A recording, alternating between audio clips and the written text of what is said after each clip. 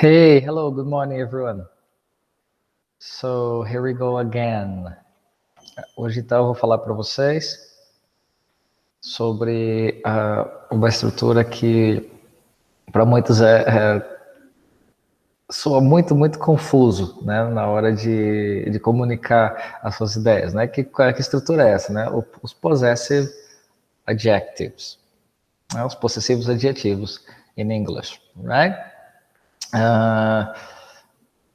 Realmente é uma estrutura assim que eu observo por experiência própria também, como aluno, né, da língua inglesa, que pode parecer confuso, né? E muitas vezes quando tentamos ali entender sem uma explicação adequada, sem ver exemplos práticos, pode soar como o fim do mundo para muitos, né? Eu já vi isso, até os meus alunos também, né? Pessoas que eu converso, que dificilmente conseguem realmente fazer uso, né, da forma correta dessas estruturas, exatamente porque não vem um sentido, pô, o cérebro não processa, parece, né? Então, exatamente por isso que eu decidi gravar essa videoaula para explicar para vocês duas coisas, né? Que a primeira, como às vezes cada palavra funciona e é aplicada em uma frase, e também o porquê que nós temos essa dificuldade de assimilar nessa estrutura, e principalmente para os iniciantes que usam o português, né, como base, né, na hora de colocar numa frase é confuso. Às vezes a pessoa tem certeza do correto e acaba escolhendo o errado, exatamente pela segurança que ela tem quando se trata da base, né, sólida, que é o português que ela já tem com ela, claro, né, como língua mãe. Então, na hora de passar para o inglês, tem ali um probleminha, certo? Então, eu vou explicar para vocês tudo isso hoje, bem simples, uma videoaula simples e prática, e eu espero que isso ajude vocês, tá bom? Então, let me share the screen here. Here we go. Here we go. Share it. All right, here we go. So here they are.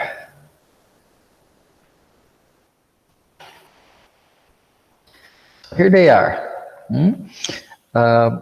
A lista, né, que para aqueles que já estudam inglês já conhecem, né, mas também eu trouxe para dar uma revisada, né, uma reavivada aí no significado de cada um, mas também para aqueles que ainda não entraram, né, nessa estrutura gramatical em inglês, ainda estão bem no comecinho mesmo, já podem ter uma ideia do que os espera aí, né, nos próximos dias de estudo, né? E eu espero que realmente contribua com vocês essa revisão, né, de um modo geral, tá bom? Então vamos lá, de cima para baixo temos o my, meu, minha, meus, minhas. Aí temos o your, seus, suas, seus ou suas. E aí eu queria que vocês notassem que o your tá ali em vermelho, por quê? Porque eu notei que ele é o grande pivô, né, dos problemas que nós temos, né, das dificuldades, das confusões que fazemos na hora de comunicar as nossas ideias em inglês, né, na hora de traduzir frases, na hora de pensar rápido, né, é o your ali, o grande, né, o grande ícone, né, dos struggles, né, que a gente sempre diz aí.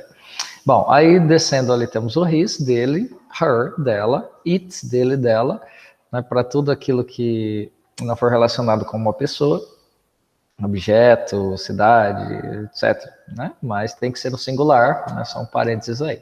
Né? Our, nosso, nossa, nossos, nossas, and their, deles ou delas. Tá? Só que nessa videoaula, a gente vai ficar com we are, his, her and its. Tá? A videoaula de hoje é sobre então esses quatro possessive adjectives aí, tá bom? Mais para frente, então, eu faço uma outra videoaula em relação aos demais. Mas por enquanto vamos nos atentar a esses master aí que tiram nosso sono muitas vezes, né? Então vamos começar exatamente com o we are, né, para ver como ele realmente se aplica numa frase, tá? Uma frase simples, prática e perfeita, funcionando redondinho ali. Olha lá, o cenário é two people talking about themselves. Duas pessoas falando delas mesmas, né? Sobre elas mesmas. You like many colors, but your favorite one is blue. Então imagine aí você conversando com seu amigo ou comigo, your teacher, right? Your father, enfim, você numa conversa direta, né? Dizendo, você gosta de muitas cores, mas a sua favorita é azul. Então você apontando, você olhando no olho, né? A palavra é your aqui, funcionando redondinho, seu, sua. Então se você fosse falar no plural, your favorite, né? Enfim, your car, etc. Né? Então uma frase direta, we are, e só para isso, ok? Então vamos seguir agora então para fazer a diferenciação, então, né? Porque we are dos demais. E é aqui que o nosso cérebro buga. Né? Quando a gente pensa em inglês e quer comunicar as nossas ideias, ou vice-versa, quando a gente pensa em português e quer traduzir para o inglês, ou quer pensar rápido, né, como no caso dos alunos aí já intermediate, high level, enfim. Por quê? Porque em português nós podemos resumir your, né, podemos não resumir, mas traduzir o your, né, como his, her and its, né? Lembrando que your é seu, sua, seus ou suas, certo? Vamos focar aqui no seu, sua, né, que a gente está falando de singular. Né? Então a gente pode traduzir como his, her and its. Por quê? Porque his dele, dele, her dela, and its dele ou dela. Né? Então assim, em português cabe isso, e a gente já vai ver o porquê. Né? Então é esse cenário aqui que o nosso cérebro dá aquela pane muitas vezes, né? Então vamos começar explicando ali, vendo a diferença então do his and her, primeiro, né? Como eles funcionam e o porquê que o nosso cérebro também, né, de novo, faz pegadinhas com a gente. Olha lá, o cenário é two people talking about someone else. Se o primeiro cenário era two people talking about themselves, duas pessoas numa conversa direta, aqui é uma conversa indireta, pessoas falando de outra pessoa, um terceiro, é uma conversa indireta.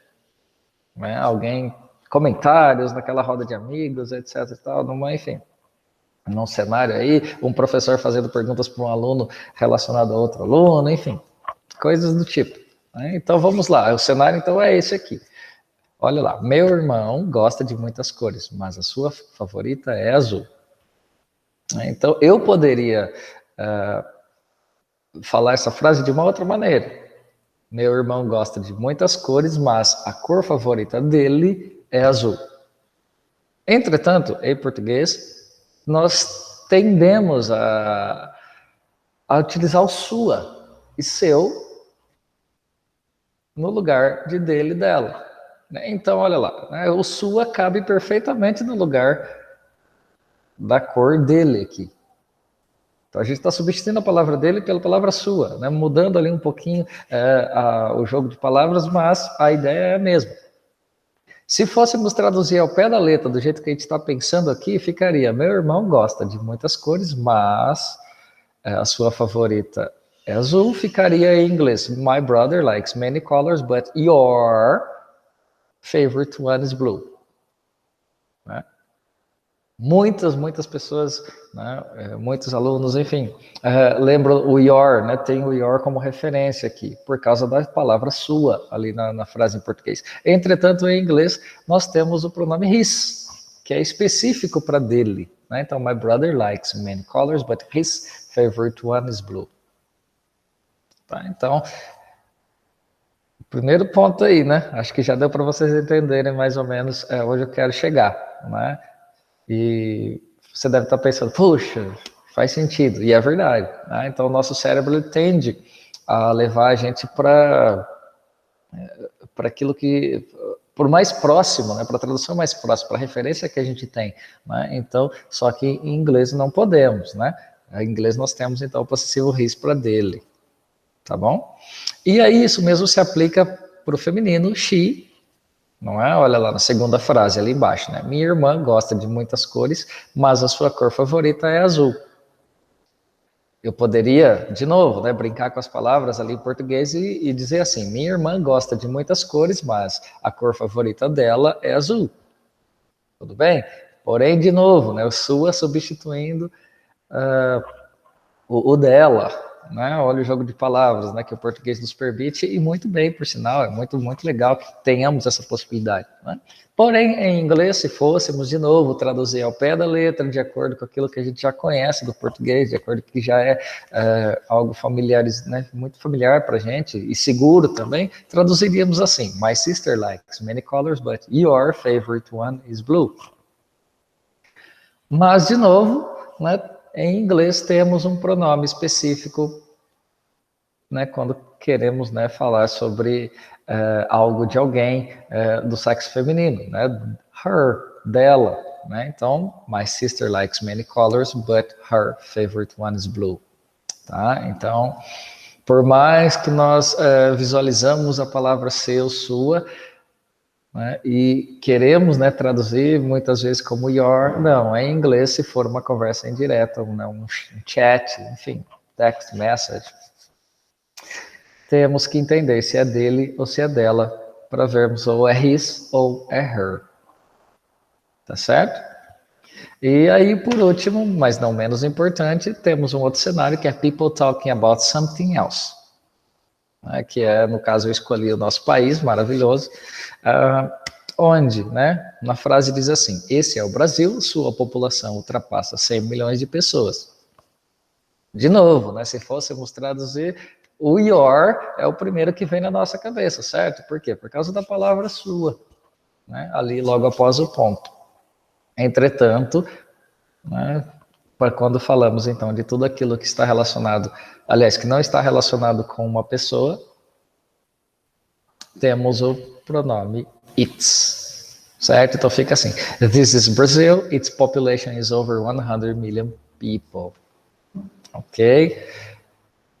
Deixando de lado o your de novo, né? Então a gente visualiza o seu ou sua, mas precisamos ver o contexto. E do que a gente está falando, né? Do que a gente está falando? É uma conversa direta, que no caso, por exemplo, pode ser um mapa, né? Alguém apontando para o mapa aqui da América do Sul e dizendo, né? Esse é o Brasil, a sua população, então na hora de traduzir, opa, então é your, né? Se é seu ou sua, mas não, é o its. Quando se trata de something else, alguma outra coisa que não está relacionada com uma pessoa, seja mulher, homem, etc. Tá? Então aqui nós já vimos, vamos só voltar aqui nesse slide, então, para fazermos então a revisão, né? Então olha lá, em português, praticamente tudo que a gente vai falar, né, em sentido de possessivo adjetivo, a gente usa o your, porque cabe, o português nos permite fazer isso, né? É uma língua maravilhosa, né? Que nos permite jogos de palavras e, enfim. Só que em inglês não, em inglês precisamos entender qual é o cenário, né, do que estamos falando, né? Se é your, para conversas mais diretas, né, seu ou sua, literalmente face to face, indicando, né? Ou se é his, dele, se é her, dela, se é its, dele ou dela, para o que não estiver relacionado com uma pessoa, certinho? Então, voltando aqui para nossa lista, né, onde estão todos os significados, só mais uma vez para vocês verem, então olha lá, né, todos eles e seus respectivos significados, e isso era o que eu queria passar para vocês, uma dica simples, rápida, e de aplicação em frases, contextos, entender o porquê, e eu espero que tenha ajudado a vocês. Para mais perguntas, podem comentar ou me chamar para conversar, ou eu vou estar sempre gravando vídeos assim, que vem de sala de aula, para que todos venhamos, então, né, que às vezes a minha dificuldade também pode ser a dificuldade de muitos, mas que nem tudo é o bicho de sete cabeças em inglês. A gente só precisa entender como as coisas funcionam, né, como as estruturas gramaticais, vocabulário, enfim, como funcionam de uma maneira prática, né, e não soltas, né, que muitas vezes também o nosso problema é que a gente vê as palavras soltas e na hora então de montar as frases fica difícil, né? Então é isso. Né? Espero que tenha ajudado. Let me close it up here. Let me stop my screen sharing. Stop presentation. All right. So, então basicamente é isso. So, thank you very much, guys. I hope I could help. That's it.